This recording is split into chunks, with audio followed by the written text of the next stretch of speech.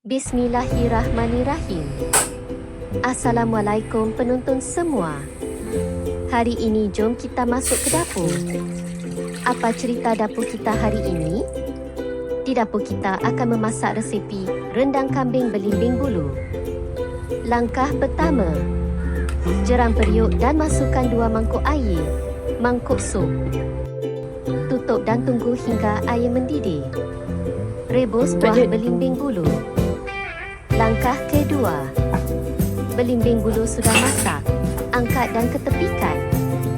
Sejukkan seketika, simpan dalam peti sejuk. Langkah ketiga, kisar 2 biji buah keras, 5 ulas bawang putih, halia sebesar ibu jari, 1 sudu makan ketumbar biji, sudah dicuci, 1 sudu makan lada hitam, 2 sudu makan talipu, 1 mangkuk cili hijau, dan 2 labu bawang holland.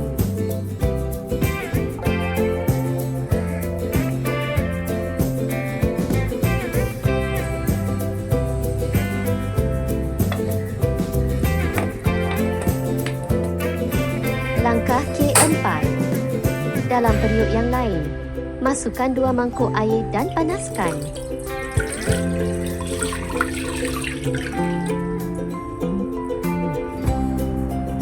Masukkan sebatang serai yang sudah dititik, lengkuas. Garam ikut cita rasa sendiri.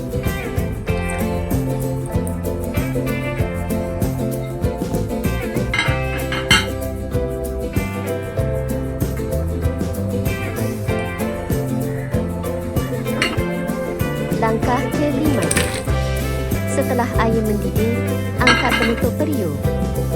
Masukkan potongan daging kambing dan bahan kisar.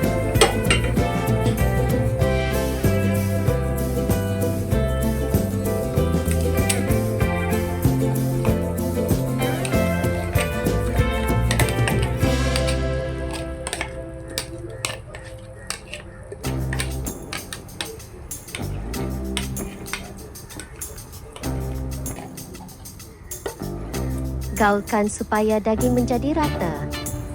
Tambahkan garam, kismis dan buah kurma.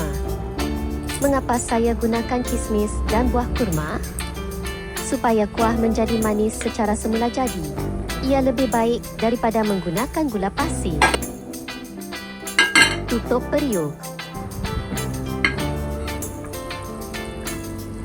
Langkah ke-6. Kuah sudah mendidih dan daging kambing juga sudah lembut.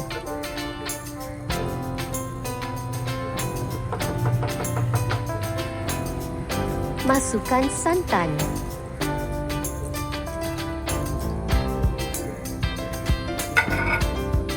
Dan gaul perlahan supaya santan sebati dan tidak pecah minyak. Tambahkan daun limau purut dan daun kunyit supaya masakan menjadi wangi. Gaul rata.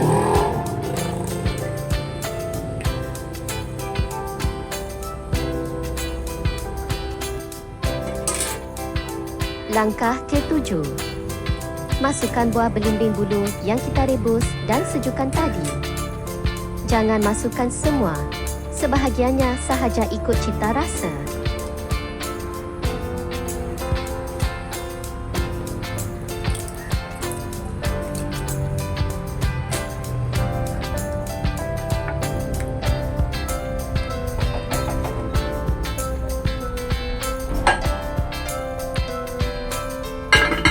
Tutup periuk dan biarkan ia merenyih sehingga kuah sedikit pekat.